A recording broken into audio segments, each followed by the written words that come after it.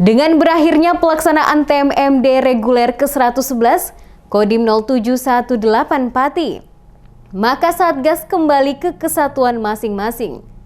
Niswa dan Saskia, anak-anak desa Taman Sari, mengaku kehilangan kehadiran anggota Satgas yang selama ini sering bermain dengannya. Kehadiran anggota Satgas di desa Taman Sari benar-benar sangat dirasakan manfaatnya.